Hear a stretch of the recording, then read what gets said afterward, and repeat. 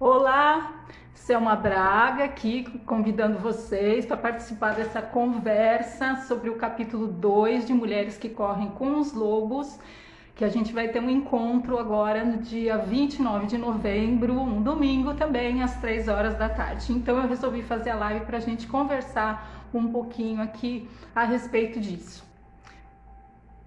Então tá informando aqui os seguidores, ok. Então, enquanto as pessoas vão entrando, a gente vai falando aqui um pouquinho. Primeiramente, o livro Mulheres que Correm com os Lobos, da Clarissa Pinkola Estes, que é o resgate da mulher selvagem, né? Desse lado intuitivo, desse lado de expressão da alma feminina que tem sido tão solapado, né? Com o decorrer dos anos, com o passar do tempo e tudo mais. E então esses encontros eles têm sido feitos assim uma vez por mês, não é feito convite para as mulheres que quiserem participar. E oi, tudo bem, querida? Seja muito bem-vinda.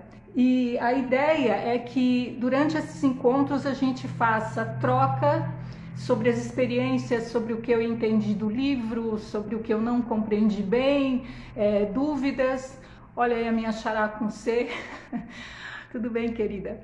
E aquilo que eu entendi ou aquilo que eu não entendi sobre o livro e das minhas experiências pessoais, que eu penso que isso é da maior riqueza que tem, porque a gente muitas vezes pensa que está sozinha, né, nessa dificuldade em como eu lido com as coisas, como eu lido com ter o trabalho, como eu lido com ter que lidar com filhos, com marido, ou com namorado, ou com pai, ou com mãe, enfim, com as dificuldades todas. A mulher trouxe para si uma carga muito grande sobre os seus ombros, e não só ela foi, oi Débora querida, não só ela foi para o mercado de trabalho, que era um lugar que pertencia antigamente só aos homens, mas ela trouxe isso para ela e continuou com aquilo que era do seu lugar, do seu feminino. Então é uma briga bastante injusta, na minha opinião, tendo em vista que ela não abriu mão de nada para conquistar novos espaços, ela só foi colocando, né, sobre as suas costas, e aí a gente tem essa sobrecarga. Nesse capítulo em particular, no capítulo 2, o Barba Azul, ela fala muito sobre essa nossa ingenuidade, não é? Como que nós nos permitimos ser assim tão ingênuas, né, a ponto de deixar que este predador, é interessante que ela utiliza este termo, que me parece muito apropriado, inclusive, não é? Este predador, ele se serve disso. Então, a primeira coisa que existe no capítulo, ela conta a história, né, essa fábula do Barba Azul, que é esse homem que era assim, poderosíssimo, não é? E que tinha sido casado muitas vezes, e tinha uma história mal explicada de como os casamentos dele acabavam, como ele ficava viúvo, e ele tenta cortejar as filhas de uma viúva, e as duas irmãs mais velhas não vão muito com aquela cara, aquela barba azul, aquela coisa estranha tal. Mas a irmã mais nova, justamente por sua ingenuidade, ela... mas ele me pareceu assim tão desagradável, né? Aquela barba um pouquinho estranha, mas enfim, por sua inexperiência, ela acaba se deixando seduzir. E então ele faz o pedido, ela se casa com ele e vão morar no castelo dele lá, muito rico, muito poderoso. Até que um belo dia ele vai então viajar e deixa com ela todas as chaves para que ela tivesse acesso a tudo, as dispensas, as coisas todas. Não é que ela possa trazer as irmãs para ficar com ela, para que ela não ficasse sozinha nesse período. E tem uma ressalva: no chaveiro existe uma pequenina chave. E aí ele faz questão de dizer para ela que aquela porta não deveria ser aberta, que ela podia desfrutar de tudo, menos daquilo. E ele parte em viagem. E ela com as irmãs lá no castelo inteiro, para elas poderem desfrutar, elas começam de porta em porta, abrir, experimentar a chave aqui, chave lá, até que ela, em determinado momento, ela se dá com aquela chavinha pequena e resta apenas esta porta. E elas então acabam abrindo. Porém é um lugar muito escuro, sem janelas, elas não conseguem enxergar direito, elas acabam entrando, pegam uma vela, acende, algo assim. E quando elas entram dentro daquele recinto, elas se deparam com vários ossos, sangue, pedaços de corpo por todo o espaço. Mais do que rapidamente elas tentam sair dali, vai, bate a porta, cai chave, tranca, todo aquele medo, né? Aquele apavoramento. E aí elas percebem então que a chave ficou cheia de sangue. E aí então a irmã mais nova, né, a esposa, ela tenta a todo custo lavar aquilo, e ela tenta de todas as maneiras, né, com escova de crina, ela tenta com teias de aranha, ela tenta cauterizar no fogo, mas a chave começa, está desprendendo dela sangue. Não é que caiu ali e manchou de sangue, não, a chave está desprendendo sangue. Bom, ocorre que o Barba Azul retorna da sua viagem, pergunta se está tudo bem, ela diz que sim, que não teve problema nenhum, dá uma bela uma disfarçada, e ele pergunta então onde estão as chaves, ela entrega o chaveiro e imediatamente ele dá conta pela falta, né, da chave pequenina. Porém, apesar de inquiri-la várias vezes, ela muito rapidamente inventa lá uma história, eu saí, fui cavalgar, deve ter caído por aí, né? Eu nem sei que porta é essa, mas ele não engole muito a dela, não, porque ele já teve várias outras mulheres, várias outras esposas, e ele sabia muito bem que ela tinha entrado no devido quarto e o que ela tinha visto lá dentro.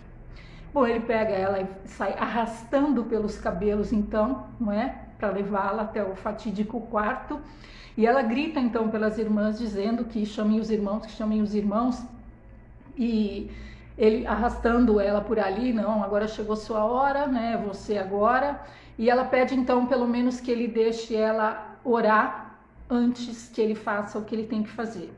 E ele concorda. Lembrando que isso é uma fábula, né, tem várias versões, de várias formas diferentes, e o tempo e espaço, né, em fábulas não costuma ser muito linear como a gente conhece.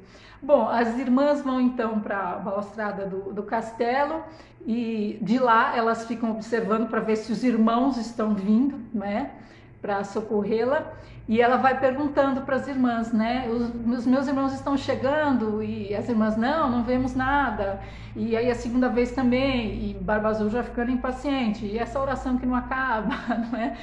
E até que pela terceira vez, quando ela inquere, né, as irmãs a respeito disso, elas dizem então que vem um redemoinho, né, de poeira e que provavelmente os irmãos estão chegando ali a cavalo. Bom, eles invadem o castelo com cavalos e tudo e vão para cima do Barba Azul, né? Acabam por esquartejá-lo. Partes do seu corpo são espalhadas, né, pelo terreno afora, né, para que os abutres, né, acabassem por comê-lo. Isso tudo tem uma simbologia grande, né, cada um desses elementos. A Clarissa, ela conta bem cada um desses símbolos, o que significa e a importância de cada um deles na fábula. E o final da história é que ela tornou-se então uma viúva jovem e rica, né? Mas esse final é o menos importante para a gente, porque toda essa riqueza da simbologia que ela traz para a gente é para nos mostrar o quanto nós carregamos dentro de nós e como todas nós já passamos por esta situação e como todas nós já tivemos esse Barba Azul na vida da gente.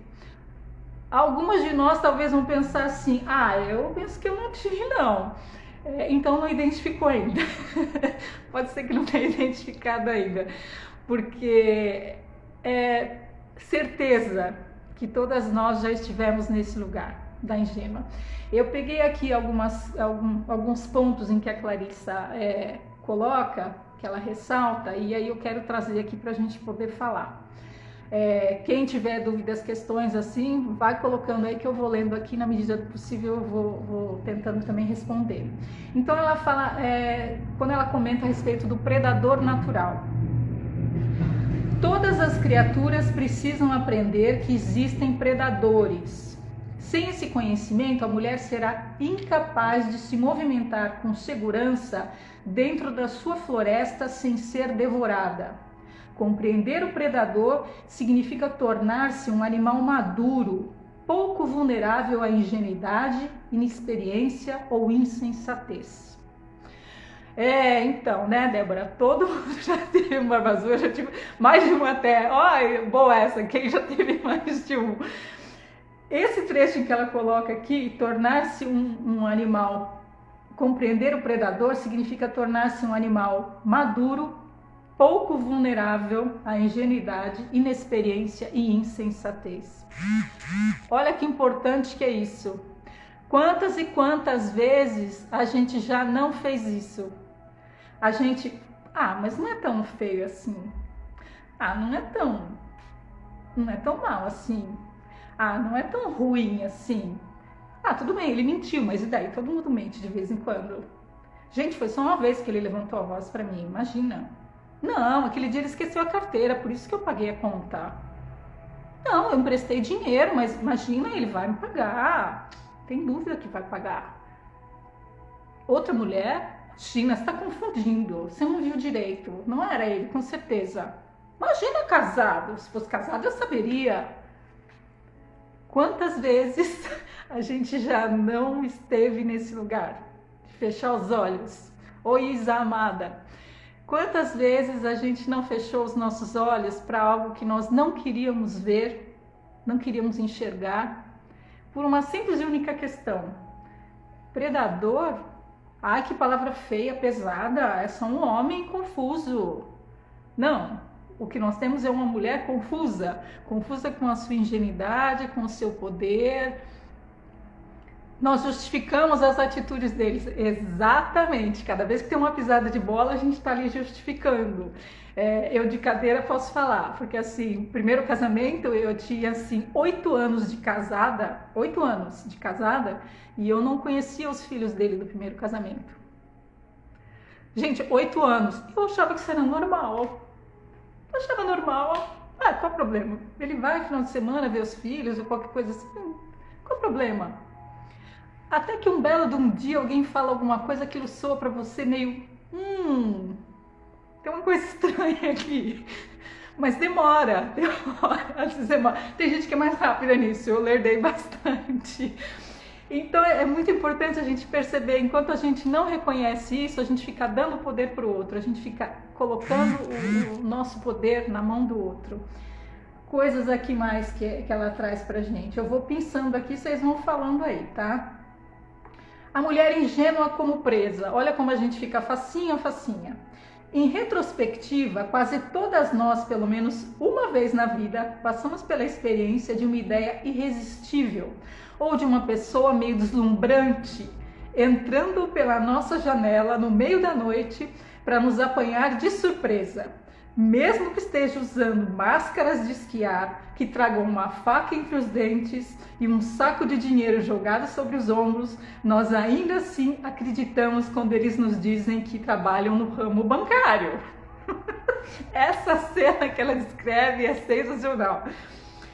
Enquanto a mulher for forçada a acreditar que é indefesa ou for treinada para não registrar no consciente o que sabe ser verdade, os impulsos e dons femininos da sua psique continuarão a ser erradicados.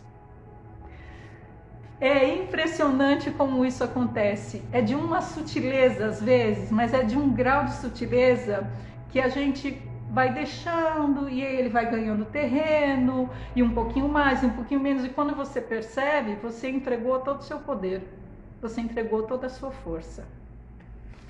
Isso que ela fala, olha que cena que ela descreve, quer dizer, entrou no meio da noite ali e tal, e você... Então, assim, nos meus 2 casamentos, nas 2 situações eu morava só e esses homens vieram, um de cada vez, né? Mas já que ela fala esses, parece que foi junto, não, né? Tanto no primeiro casamento quanto no segundo, eu morava só e aí ele veio morar comigo. Aí você fala, até aí normal. Sim, até aí normal. Mas repara que nenhum desses homens tinha uma construção, uma estrutura que os suportasse, e eu estou falando fisicamente, de um espaço, de uma casa, de algo que eles tivessem de sólido para poder oferecer. Eles vieram para dentro do meu espaço. Eu permiti isso. Esse homem que entra pela janela. Olha que interessante isso. Óbvio que hoje, olhando com distanciamento, eu percebo isso. Na época não não achei que tivesse problema nenhum. Não, imagina, não tem problema nenhum. O cara não tinha onde morar e veio morar comigo. normal. Não, não é normal. Poderia, mas isso acontece. Sim, acontece, mas percebe que se a gente vai a fundo nisso, nenhum dos dois tinha uma estrutura, nem fora, que o fora tá nítido, tá ali, mas dentro, para poder me acolher, para poder me receber. Só eu fiz esse movimento. Se tivesse cada um morando na sua casa, vamos dizer assim, resolvemos ir morar junto, qualquer coisa assim e tal, e aí vamos para um espaço que pode ser a casa de um, a casa de outro. Ok, isso foi resolvido, mas não foi o que ocorreu, né? No primeiro casamento ele havia se separado da esposa, não tinha onde morar e veio morar comigo, e no segundo, mais bizarro ainda, morava com os pais, né? E não era uma criança, vamos deixar claro isso. E aí veio também morar comigo. É esse homem que entra no meio da noite. A gente acha que não tem problema, que tá tudo bem, mas tem sim, tem muito problema. Você está oferecendo a sua casa, o seu lar, a estrutura que você criou para você. Ele está te oferecendo o que exatamente? Seguindo aqui com Clarissa. A chave do conhecimento, a importância de farejar. As perguntas que a gente deixa de fazer que são muito importantes. Mas eu vou perguntar, isso é chato, a pessoa vai ficar constrangida de responder. Por que a gente faz isso? A mulher ingênua concorda em permanecer na ignorância. Mulheres fáceis de serem logradas e aquelas com instintos fragilizados ainda se voltam, como as flores, para o lado em que o sol se apresenta. A mulher ingênua ou magoada pode então, com extrema facilidade, ser seduzida com promessas de conforto, diversão e arte, promessas de inúmeros presentes, de uma ascensão social aos olhos da família, das colegas, ou de maior segurança, amor ou sexo ardente. Lembrando que a gente tem uma sociedade toda treinada em nos dizer que essas são coisas boas e que nós precisamos disso, que isso é necessário na vida de uma mulher. Psicologicamente, a curiosidade sexual feminina é vista como punição psicológica. Isso ela cita Freud também aqui, alguns outros psicanalistas também, psiquiatras. As mulheres são abelhudas enquanto os homens eram indagadores. Na realidade, a trivialização da curiosidade das mulheres, que faz com que elas se assemelhem mais a espiãs chatas e maçantes, representa uma negação do insight, da intuição e dos pressentimentos das mulheres. Ela nega todos os seus sentidos. Gente, tudo está dizendo não e a gente vai falar sim. Ela tenta atacar sua força fundamental. Quantas de nós já não tivemos assim? O corpo inteiro te diz, não faça isso. E aí a gente vai e faz. Quantas vezes a gente já passou por esse processo? Tudo em você diz, né? Muitas mulheres ficam doentes, né? Eu conheço várias, né? Que ficam doentes, fisicamente doentes. Não é uma coisa difícil de se imaginar. As enxaquecas, as dores não localizadas, como fibromialgia, a síndrome do pânico, a depressão, a ansiedade, tudo isso são sintomas que estão lá no corpo. No físico, de um grito de socorro por alguma coisa que ela está solapando, ela está negando, né? Ela tenta atacar a sua força fundamental e não, por mais que a gente tente às vezes de fora trazê-la, resgatá-la, é muito difícil, porque isso é um processo interior que ela tem que fazer daqui para fora. Essa ingenuidade tem que ser perdida, não é? Pois é, né? Inúmeras vezes, às vezes mais de uma vez dentro do mesmo relacionamento, a gente insiste. Aí então é que a gente cria o abuso. Eu digo que o abuso, quando a gente fala de relacionamento abusivo, precisa de dois para fazer isso. Precisa um que comete o abuso e aquele que permite, que geralmente somos nós, né? Então eu falo, precisa sempre dois para ter o abuso.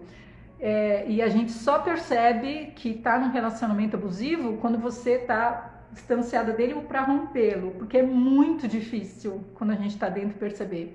Eu mesma, de chorar, eu mesma eu quando fui fazer conta de que eu estava num relacionamento abusivo, foi assim, uma querida, hoje uma amiga muito querida minha, que me ofereceu um processo terapêutico, porque eu achava que eu não precisava, que o pobre do meu ex é que precisava de um processo terapêutico. Eu não precisava de ajuda, quem precisava era ele. Olha que louca. Ela me ofereceu e eu fiz esse processo terapêutico com ela é skinneriana, e demorou assim 1 ano e meio para eu perceber que isso acontecia. Eu não entendia, eu não via. Eu achava que, ai, coitado, tudo acontece na vida dessa pessoa, ela precisa de mim, eu tenho que ajudá-la. A gente tem aquele que a gente elege como coitado e tem aquela que a gente elege, nós no caso, né, como a heroína que vai salvar e resgatar essa pessoa de toda essa tristeza, essa desgraça que é a vida da pessoa. Porque é uma pessoa que sofre, coitada, ela precisa da nossa ajuda. Sem nós na vida dela, ela não sobreviveria, né? Então é assim, né? Eu vou fazer aqui, eu vou salvar, eu vou resgatar o outro. Aqui mesmo, esquece, né? Já foi embora faz tempo, a força fundamental já foi embora. Aí a Clarissa traz pra gente aqui também o noivo animal. Olha que interessante, né? Essa figura. Quando uma mulher tenta ignorar os fatos das suas próprias devastações, seus sonhos noturnos gritarão avisos para ela, avisos e exortações para acordar, pedir ajuda, fugir ou dar o golpe final. Olha que interessante isso. Aí a psique da gente, né? É o nosso instinto lá, o subconsciente mesmo, gritando por ajuda, querendo mostrar. E aí quando ela fala desse noivo animal, eu acho que mais para frente ela fala, mas eu vou adiantar um pouco.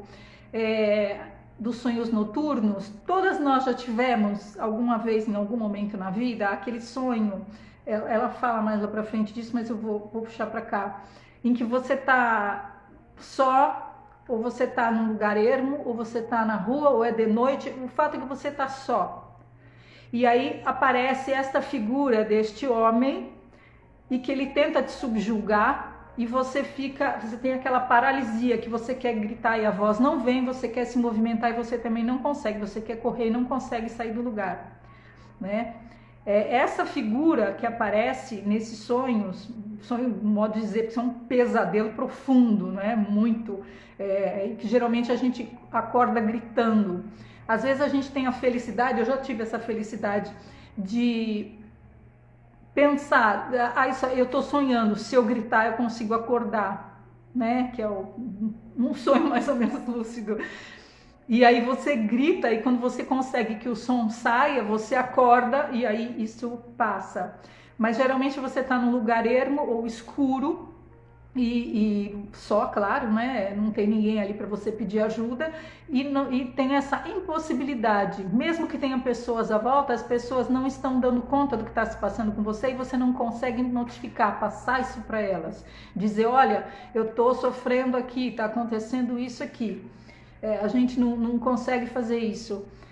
E aí, quando vai acontecer o fato em si, quando isso vai ocorrer nas vias de fato, geralmente é quando você acorda, né, de sobressalto, ou gritando, ou alguém te acorda, alguma coisa assim. O que esse sonho, o que esse homem sinistro, o que essa figura traz para você? Wake up. Vamos acordar?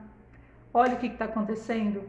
Esse é o sinal do teu subconsciente ou do seu inconsciente querendo trazer para o seu consciente o que é que está se passando com você. É um dos sinais que lá no fundo está querendo mostrar para você. O que ela traz aqui para a gente também? Dos símbolos vários que tem, né? Cheiro de sangue.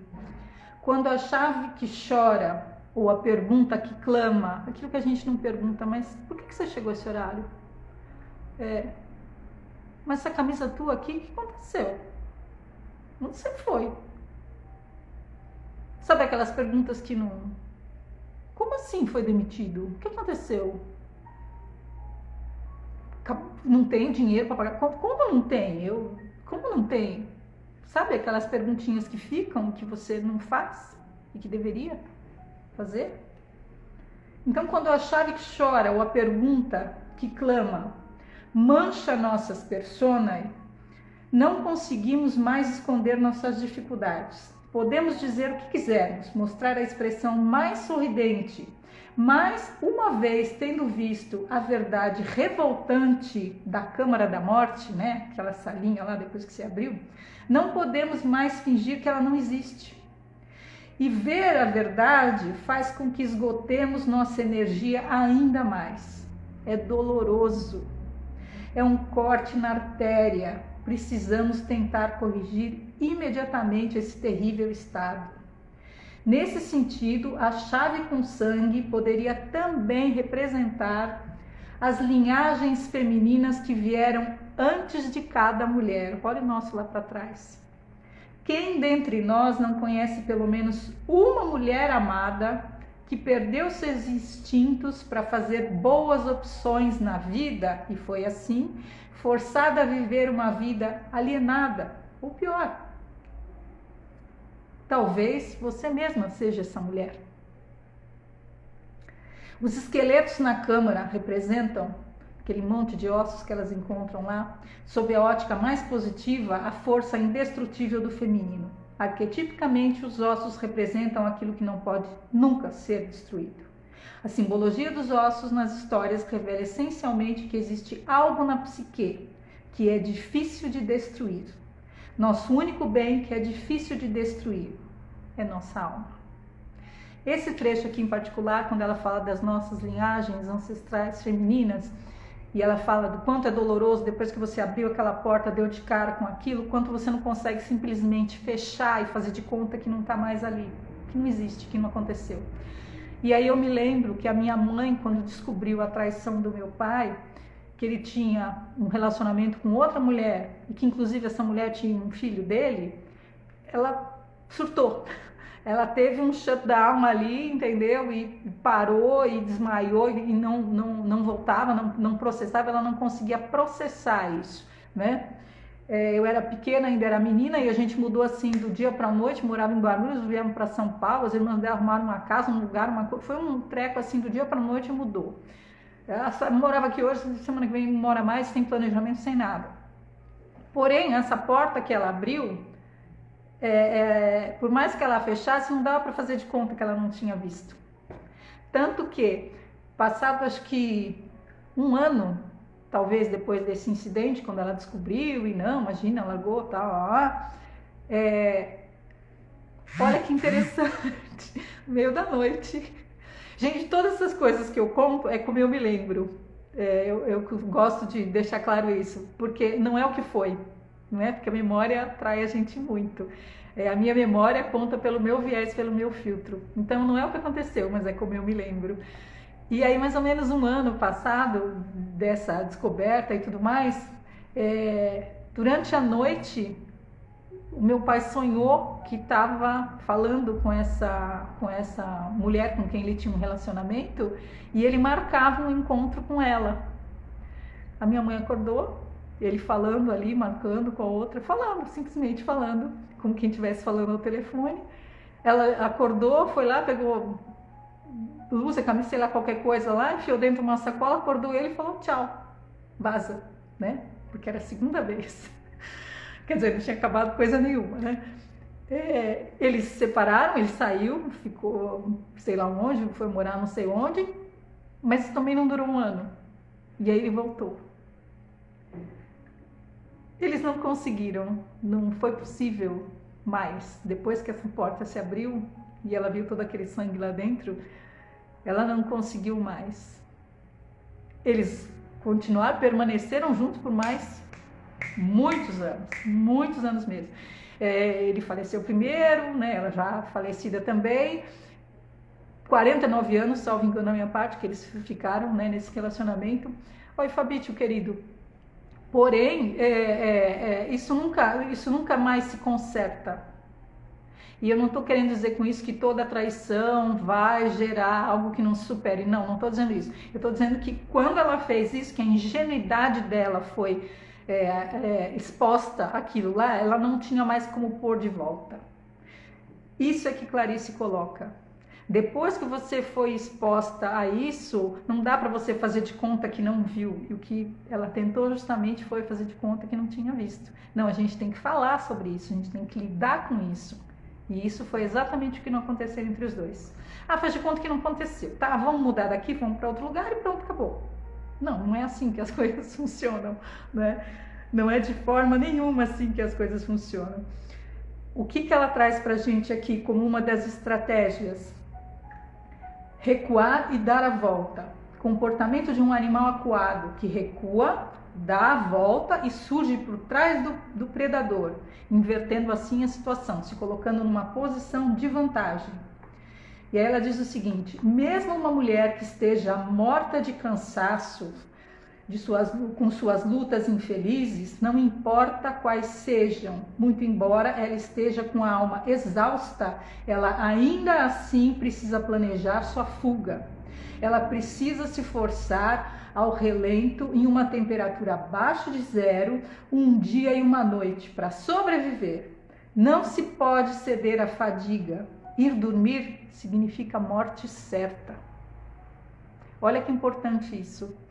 Quantas de nós nesse exato momento conhecemos pelo menos uma, porque eu garanto que são mais, uma mulher que está no limite da sua exaustão, principalmente agora nesse período de pandemia, e ainda assim ela se nega a fazer esse movimento. Ela está se negando a fazer esse movimento. Eu vou parar de ficar acuada aqui contra a parede e eu vou por baixo, por cima, pelo lado. Eu vou ter que dar um jeito, arrumar uma estratégia para eu sair desse lugar em que eu me encontro acuada e ganhar a vantagem de me colocar por detrás desse predador, daquilo que está me acuando, daquilo que está me prendendo nessa posição.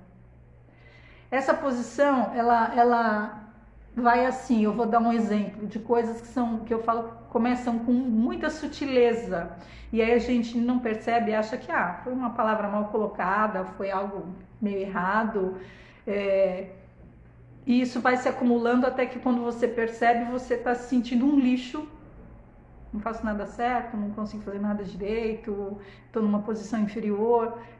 Quando você vai perceber, você já está lá, você já foi para lá. Então, assim, exemplo, que eu falo, tem coisas que são sutis, e a gente fala, não foi tão assim. A determinado momento, no meu segundo casamento, a gente ia num casamento, né, não me lembro exatamente quem, sobrinho, acho, enfim, parente qualquer lá da família dele, que iria se casar. Pensa que nós estamos falando de casamento, então não é uma coisa que você põe uma calça jeans e sai por aí, não, né, tava mega arrumada, casamento, afinal de contas. E eu lembro que quando eu saí, né, toda já pronta, vamos embora, e não houve comentário qualquer a respeito do vestido, da roupa, nada, porque eu falei, nossa, mas você não vai falar nada, fiquei me arrumando o tempo inteiro. E aí o que eu escutei, oi Débora Maris, linda, amada. E o que eu escutei quando eu comentei isso foi, eu não vou ficar falando que você tá bonita, porque senão você vai ficar muito convencida. Oi? Como é que é? Então a pessoa não pode elogiar você quando você estiver bem arrumada, para você não ficar convencida. Aí você fala, não, foi uma coisa meio mal colocada, não era bem isso, né? Olá, amadinhos. Não era bem isso que a pessoa... Não, ela quis dizer exatamente isso. Por isso que eu falo, tem uma sutileza em algumas coisas, em algumas atitudes, em algumas falas, que a gente pensa que foi um deslize, mas não é. É a forma como o predador vai acuando a sua vítima, né? Conforme eu falei, né, a questão dos filhos. Eu me lembro que quando eu fiz esse processamento, e eu não fiz sozinha não, tá? Isso é importante de falar. Então, não vai ficar convencida, é interessante isso, né? Não, você vai ficar muito convencida, não vou falar nada. Aí você fala, gente, como assim? Então, e exatamente, mas para criticar não falta, aí é assim, uma atrás da outra, porque você errou, porque você fez, porque você não é inteligente. Eu me lembro, assim, na época eu tinha consultoria, e aí eu cometi a insanidade de trazer a pessoa para trabalhar comigo, né? Fui insana a esse ponto. E assim, eu tenho uma formação feita toda na área de humanas, mas eu fui fazer um MBA para poder me capacitar melhor, né, em relação às questões que eu queria trabalhar, que eu tinha uma consultoria para terceiro setor. Só que o meu ex tinha assim, administração de empresas, especialização em finanças, então você tá crente, não, essa pessoa, né, entende disso aqui melhor do que eu. E aí uma reunião, uma vez eu quase morri de vergonha. A gente estava numa reunião com o pessoal de uma ONG e tal, não sei o quê, e eu tenho uma formação muito grande na área de projetos, né, projetos sociais, culturais, enfim, na época estava muito focada nisso, tive 20 anos da consultoria. E aí, nessa reunião com o pessoal da organização, me vem essa pérola do ex de colocar para pessoas que trabalhavam ali, gente que está na operação, pensa, de frente, monitor, gente que está executando, estagiário, tinha diretor da ONG também, mas pessoal que está ali lidando né, no dia a dia da organização. E aí teve uma pérola que ele virou e falou assim, gente, o mais importante de um projeto não é o que vocês vão fazer ou deixar de fazer, é o orçamento, que era a parte que ele fazia. E aí eu fiquei assim, na frente de todo mundo, quer dizer, todas as pessoas que trabalham, assistente social, psicóloga, enfim, todo mundo, ele desqualificou o trabalho das pessoas como um todo para dizer que a parte que ele fazia era mais importante. Ver a que ponto a coisa chega, da pessoa ter uma vontade de falar uma bobagem dessas, é porque foi dado muito terreno para ela, né? No caso eu que dei, foi dado muito terreno. Então, são coisinhas pequenas que vão se somando e que a gente não percebe, a gente ri porque tem que rir agora, né? Mas a gente que deu terreno. Aí o que Clarissa traz pra gente? Então, o que eu faço com isso? Né? Como dar o grito? Como é que eu me livro? Como é que eu saio disso aqui tudo? Né? Quanto mais forte e amplo o ânimos, pense no ânimos como uma ponte, tá? Com maior estilo, capacidade e desenvoltura, a mulher manifestará suas ideias e seu trabalho criativo no mundo exterior de um modo concreto. Uma mulher com ânimos pobremente desenvolvido tem muitas ideias e pensamentos, mas é incapaz de manifestá-los para o mundo lá fora. Ela sempre para a um passo da organização ou da implementação das suas imagens maravilhosas. Como que eu dou esse grito? Eu tenho aqui um monte de ideias, um monte de coisas. Então, Isa linda, não faz o projeto, entrega só o orçamento, não precisa de ideia, não precisa de oficina, não precisa de nada, né? Só manda um orçamento lá, não vamos falar do IDH, não vamos falar do perfil do público, quais os resultados que a gente almeja com isso, não vamos falar nada, né? Só entrega um orçamento lá e tá tudo bem, tá tudo certo. Era mais ou menos assim que eu pensei que a pessoa imaginava que a vida era. Mas volto a falar, né, meia culpa, quem deu terreno para ela para escutar uma dessas fui eu, né. Teve uma outra ocasião, então, que foi mais bizarra ainda. Isso, tentam suprimir nossas habilidades, exatamente, aquilo que você sabe, que domina, os talentos não tem a menor importância, o que importa é o que eu sei, e eu escutei isso várias vezes, porque assim, a tal da ingenuidade, né? Como eu fiz a minha formação toda na área de humanos, eu falei assim, número 1 é muito a minha praia. Então aí a gente faz assim aquelas palavras que, pelo amor de Deus, a gente nunca mais vai falar isso, tá? Nós estamos fazendo aqui uma promessa mútua entre nós. Eu não sei fazer conta. A gente já falou isso várias vezes na vida. Eu não sei fazer isso. Eu não sei lidar com internet. A gente já fez nunca mais, a gente vai falar isso nunca mais. Por conta disso, eu falo, então deixa que a pessoa faz essa parte, deixa que a pessoa lida com isso, porque ela lida com isso melhor, né? Bom, eu tive uma falência. Quem cuidava do financeiro, não vou nem mencionar. 20 anos tive a empresa. Nos últimos, que a gente teve juntos, nos últimos 10, né? 5, né? 10, não. Nos últimos 5 anos, que foi quando ele veio para trabalhar comigo, eu tinha empresa há 15 anos já, era uma mega maravilhosa, não, era uma consultoria que era eu a consultora, mas, né, 15 anos, né, todo mundo que faz sobreviver um CNPJ com tanto tempo. E aí, em 5 anos, a pessoa conseguiu afundar e eu ir para falência. Isso porque eu tive especialização em finanças pela GV, né? E eu achava que eu não entendia do negócio, né? 15 anos levando negócio, 5 anos a pessoa afundou. A gente pensa que assim, mas essa pessoa veio com esse título, né? Ele tem esse título. E daí? E a sua experiência? E aquilo que você fez, aquilo que você traz de você?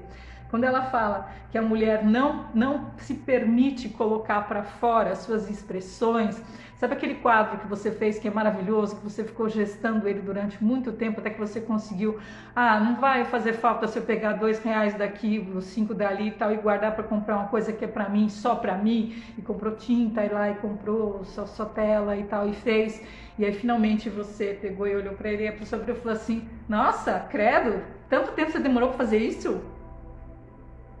Algo do gênero, porque a pessoa não faz e ela tem que desqualificar o que você faz. Tá sendo sim, pode ficar tranquila, pelo menos, gente, de novo aqui, eu botei lá para gravar, eu espero em Deus que ela esteja sendo salva, né? Mas eu botei para gravar assim, amadinha, se tiver coisa para ir, gratidão. E aí eu me lembro assim, teve uma outra situação que essa foi assim a mais, essa não teve como, porque me tirou tanto do chão do eixo que aí eu fui mesmo teve que ter confronto, não tinha como não ter. Teve um evento com o pessoal do CPOR dele lá, e aí ele me chamou e falou, você não quer ficar de mestre de cerimônias, porque tinha uma programação vasta, ele falou assim, e a gente não quer nenhum de nós perder o que vai acontecer para poder usufruir, porque senão o cara fica na organização e não usufrui. Eu falei, de boa, vou, tranquilo, né? Aí você quer falar mal, fica à vontade, amada, pode colocar aqui, porque assim, isso aqui é entre nós e o mundo, não tem problema, a gente não tá citando nomes, entendeu? Ninguém tá falando o nome de ninguém aqui, não tem problema nenhum. E aí eu me lembro assim, eu fui e aí eu mostrei para ele na véspera um texto que eu escrevi para abertura, para falar, né, desses meninos que entraram pela porta aqui, né, do CPOR, né, e 1 ano depois saíram homens, né, aquela coisa do militar adora isso, né, da moral, né, da energia, da virilidade. Graças a Deus, que ele não vai ver, não vai, glória a Deus, né? E se vê também, a gente tá pouco se lixando, entendeu? Ai, gratidão. E aí eu fiz, né, aquele texto, né, todo exaltando, né, toda a disciplina, a moral, que o exercício ali da carreira militar deu para aqueles meninos que saíram homens e não sei o quê. E eu li para ele aquilo lá. Deixei o texto em qualquer lugar, sei lá, enfim, mas eu tinha lá o textinho pronto. Gente, vocês não acreditam, quando chegou no dia seguinte, que foi para abrir, ele ao invés de pegar o microfone e falar, essa aqui é a Selma, que vai estar com a gente aqui hoje, né, para nos ajudar, e me passar o microfone, ele catou o microfone, ele decorou o texto que eu tinha escrito, juro por Deus, até as vírgulas. Ele decorou, ele falou o texto inteirinho. E me passou o microfone. Sabe assim, ator que rouba a sua linha, a sua fala? Quando ele passou o microfone, falei, bom, o que eu vou fazer agora? Aí eu muito rapidamente, né, fui lá, opa, puxa daqui, puxa de lá, ainda bem que a gente tem de onde tirar as coisas, né? E inventei qualquer coisa ali na hora, fiz um improviso, já fui puxando as coisas, as atividades que tinha, né? Lógico, né, fiz uma coisa bem menor do que eu tinha planejado. E foi, o evento correu, quando a gente saiu de lá, nossa, entrou no carro, mata essa pessoa, né? Queima ele. Eu falei, escuta, você pegou meu texto inteiro que eu ia falar e deu para as pessoas? Você é louco? Não se faz, se você estivesse no teatro, as pessoas iam matar você na coxia. Que é? Sem noção? Eu? Sério? Imagina, você achou que foi muito igual ao que você tinha escrito? Eu falei, não, igual não, cara, você falou vírgula por vírgula. Nem notei. Oi? Pensa nisso. Aqui, vamos lá. Problema de falar mal de marido. Sim. Os ubros querem aproveitar e dizer que são melhores.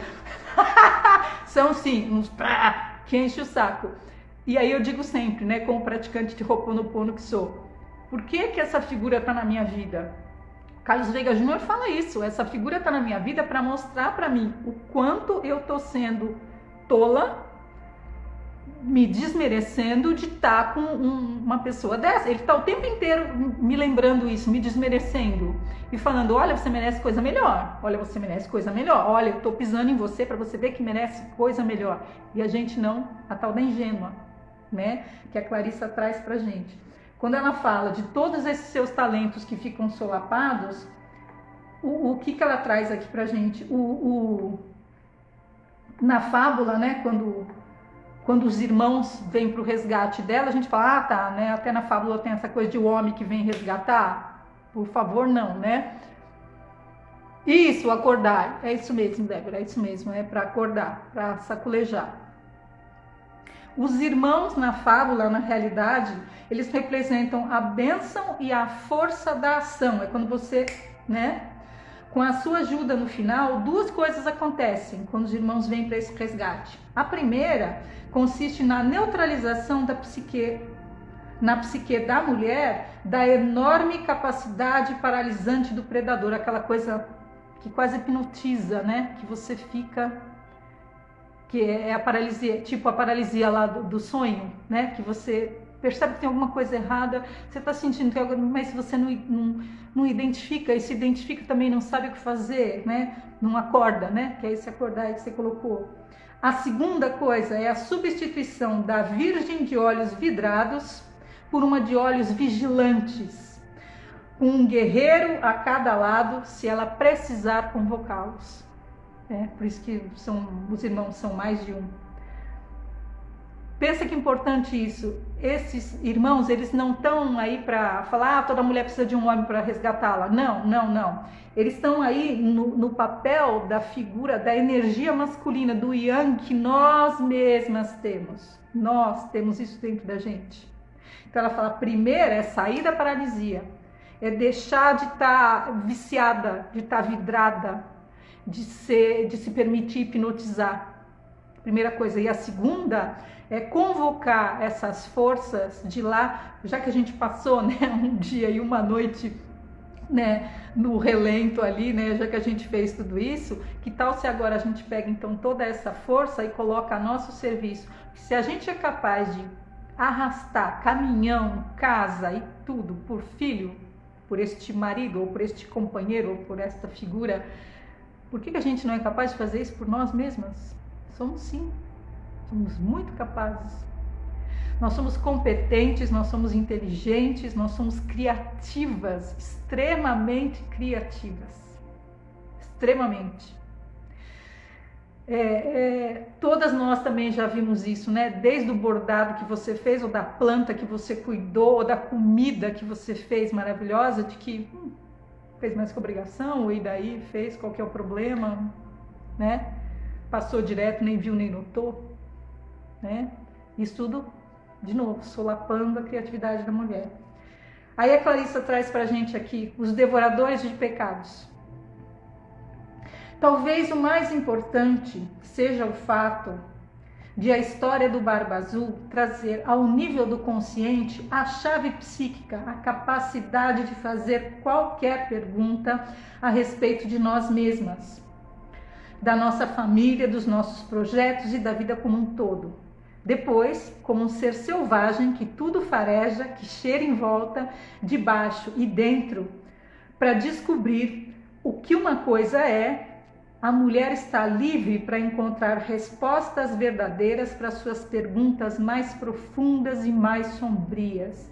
Ela está livre para arrancar os poderes daquilo que a assolou e para voltar esses poderes que antes foram empregados contra ela para os excelentes usos que lhe forem mais convenientes. Assim é a mulher selvagem. Trata-se disso. O importante que eu penso desses encontros, né, que a gente faz, é poder estar se apoiando nisso, é poder se identificar, porque geralmente a gente fala, isso acontece só comigo. Existe esse conluio tácito em que não se fala, e aquilo que não se fala não existe. Então só eu passo por isso, a outra, imagina, ela tem um casamento feliz, Olha como ela está bonita e bem arrumada. A que preço? Quantas de nós já não saímos bonitas e bem arrumadas? A que preço? Não é? E aí a gente pensa assim, não. Eu me lembro que quando eu me separei do meu primeiro casamento, eu demorei 10, 15 dias, não me lembro, mas alguma coisa assim, para contar para minha mãe. E eu só contei porque era Dia das Mães e o meu ex não tinha mais mãe, nada, então ele sempre passava, claro, com a gente. E eu só contei porque, claro, que eu fui na casa dela e eu tive que falar por que ele não estava lá. E por que eu fiz isso? Eu falava assim, eu não quero contar para ela porque eu não quero que ela sofra. Porque se eu contar para ela, ela vai sofrer muito. Ela vai sofrer muito, não por ele, mas porque a filha não tem casamento mais, não tem segurança mais, não tem quem tome conta dela. Como é que ela vai fazer? Então eu não queria que ela sofresse, olha que coisa doida. Então eu sei que cada uma de nós, às vezes, não conta o que passa por medo de que o outro sofra, por medo de não ser compreendida, de ser julgada, por medo de que não acreditem. Eu tive na família, eu comentei com a minha irmã ainda esses dias, a gente fala, né, da questão do abuso, né, falar que absurdo, né, que a mãe deixou o padrasto abusar a criança, que absurdo. Eu falei, mas a gente não precisa ir longe, eu tenho dentro da minha família isso. Eu tenho dentro da minha família isso. Caso de irmãs entre as tias, que a mais nova foi assediada pelo cunhado, né, pelo marido de uma delas. E quando ela chegou e contou para a irmã, falou, olha, aconteceu isso, ele, né, fez assim, assim, assim. O que ela ouviu foi, a culpa é sua, você que ficou se insinuando. Imagina que iria fazer isso se você não se insinuasse. Então aí a gente pensa duas vezes, será que eu vou falar? Eu fui assediada por um tio e eu tive esse mesmo comportamento. Aí eu não vou falar porque eu gosto tanto da minha tia, ela vai sofrer muito se eu falar isso. Agora, várias coisas nisso. Em primeiro lugar, você acha que uma mulher que tem um homem junto de si, que sente a vontade o suficiente para assediar alguém dentro da família, que ela não sabe que homem é esse? Que ela não sabe que esse homem é capaz disso? Oi, Nadira amadinha. Então todas nós fazemos isso. Mas eu vou falar, vai desestruturar a família. Mas quem vai acreditar em mim? Ou chefe no trabalho também, né? Quantas de nós já não passamos por isso, né? De ficar quietinha ali, porque se eu falar, eu não tenho prova, não tenho nada, o que vão falar que foi eu, né? Eu passei também por situação dessa no trabalho, de pedir conta, de querer mudar, e a pessoa do RH falou, não, é a segunda vez que uma secretária vem aqui e reclama disso, então acho que eu vou colocar um homem para trabalhar com ele agora. Olha que interessante, ela ia colocar um homem para secretariar este gerente, mas ele não seria mandado embora, porque ele era produtivo. Então o problema era quem estava trabalhando ali, não ele. Ele não era a causa. Essa é a sociedade que a gente vive. Ele é produtivo, ele está fazendo pela empresa.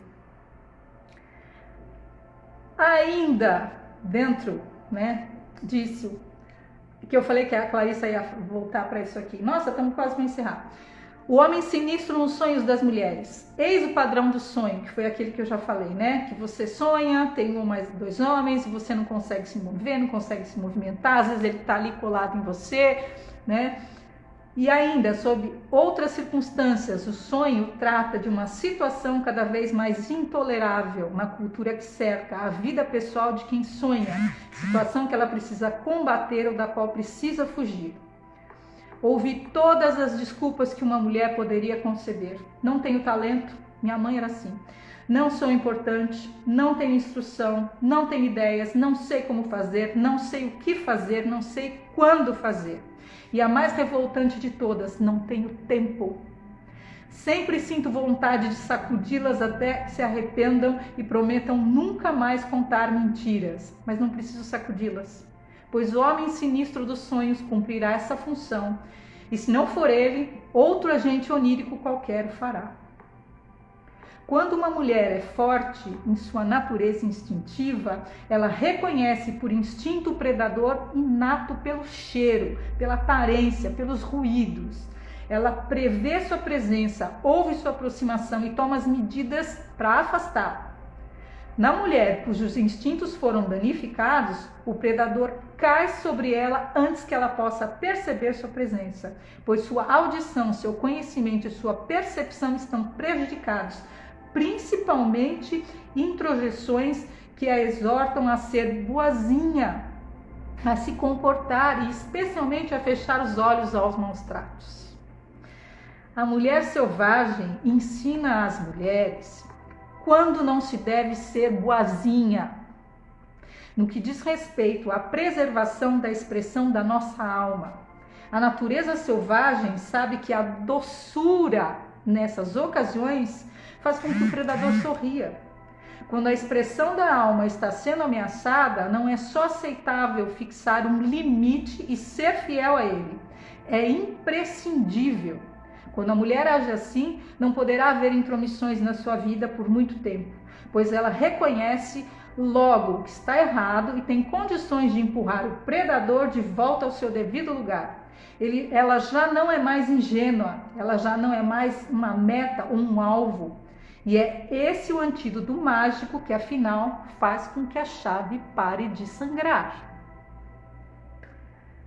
A gente já está quase chegando aqui no nosso final, então esse é um pouco do que ela traz no capítulo 2, eu quero, em primeiro lugar, agradecer demais você aqui que compartilha isso comigo e deixar o convite, na minha bio tem um link do Simpla, a gente tem contribuição de R$35, contribuição de R$15 para quem adquirir o livro 20 contos por 20 contos e a gente tem bônus de gratidão. Não consigo pagar nesse momento, não dá, mas eu quero muito participar. É preferível que você venha participar e não tenha a contribuição da energia financeira, mas tenha a sua energia. Ela é muito gratificante. Então, mesmo que você não consiga uma contribuição financeira, não tem problema, tá? Tem lá, acho que 3 disponíveis bônus lá, mas se aqueles acabarem, venha, entre em contato comigo no direct, o que for. Ah, eu não tenho livro, eu não li esse livro, não sei. Não tem problema. Oi, amadinha, gratidão, Débora. Também adorei te ver aqui. Eu tenho PDF para encaminhar, você manda também um direct para mim, ou entra em contato comigo pelo Face, Messenger, como você pensa que é melhor. E aí você pede e eu te encaminho o PDF, né? No dia 29 a gente vai ter o nosso encontro para falar sobre isso. O primeiro foi maravilhoso, né? Foi La Loba, foi genial. E a gente tem várias coisas que a gente faz um alinhamento de chakras para ficar bem, a gente dá uma fluidificada na nossa água, sente os nossos incensos, faz uma vivência, muitas trocas com todas que estão lá, é muito bom. Gratidão a vocês, a querida. Então, eu quero muito que a gente possa, nesse dia 29, fazer essas trocas. Isso aqui foi mais para a gente falar um pouco sobre isso, né? Precisa falar para as pessoas saberem do que se trata. E estar com vocês vai ser um prazer imenso, imenso, imenso de verdade, tá bom? Então, gratidão por essa tarde muito gostosa aqui com vocês. Espero que a gente possa se ver no dia 29. E qualquer dúvida, qualquer questão, entre em contato comigo que aí a gente conversa, tá? É um prazer muito, muito, muito grande estar compartilhando com vocês, recebendo o carinho de vocês, tá? Gratidão!